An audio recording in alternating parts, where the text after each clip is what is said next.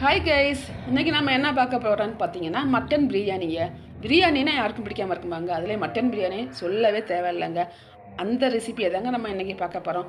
இதுவரை நம்ம சேனல் நீங்கள் சப்ஸ்கிரைப் பண்ணல இல்லை, சப்ஸ்கிரைப் பண்ணி பக்கத்தில் இருக்க பெல் ஐக்கான மறக்காம கிளிக் பண்ணிவிடுங்க. அப்போ தான் நான் போகிற அடுத்தடுத்த வீடியோ நீங்கள் மிஸ் பண்ணாமல் பார்க்க முடியும். வாங்க நம்ம சேனலுக்குள்ளே போகலாம்.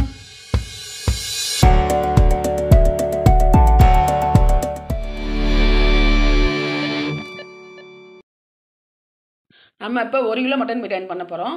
அதுக்கு 100 மில்லி நெய்யும் 150 மில்லி ரீஃபண்ட் ஆயிலும் சேர்த்துக்கலாம்.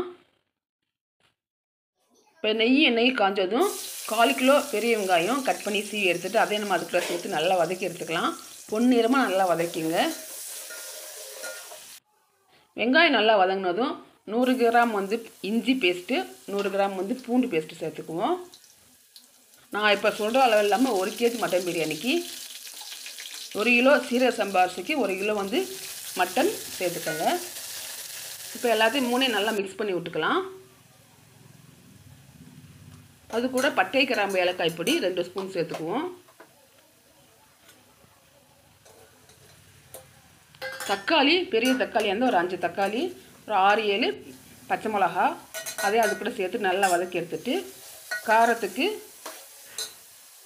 சில்லி பவுடர் ஒரு 1.5 ஸ்பூன் போட்டுக்கலாம். அது கூட புதினா மல்லியும் ஆட் பண்ணிக்கோங்க. ஆட் பண்ணிவிட்டு நல்லா மிக்ஸ் பண்ணி விட்டுக்குவோம்.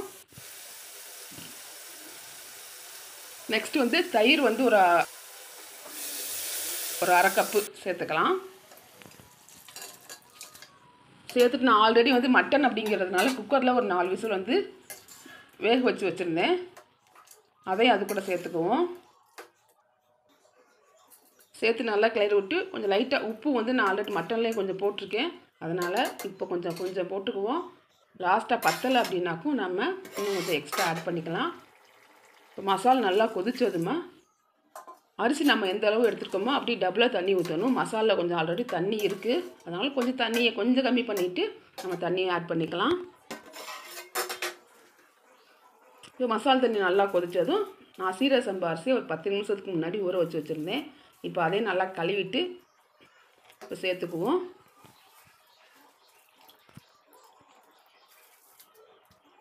அரிசி எல்லாத்தையும் ஃபுல்லாக போட்டு விட்டு லைட்டாக கிளறி விட்டுக்குங்க.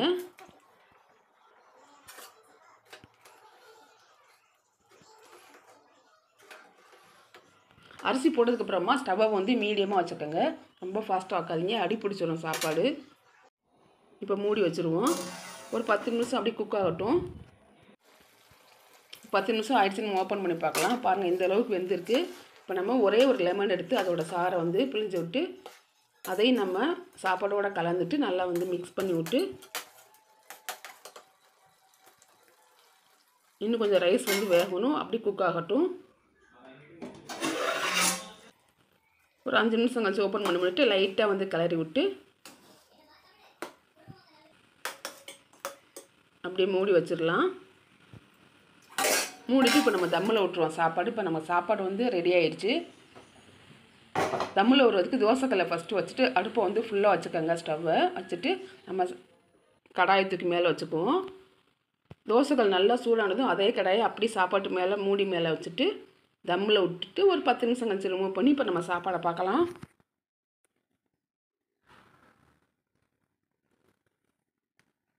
சூப்பரான டேஸ்ட்டில் மட்டன் பிரியாணி ரெடி ஆகிடுச்சுங்க.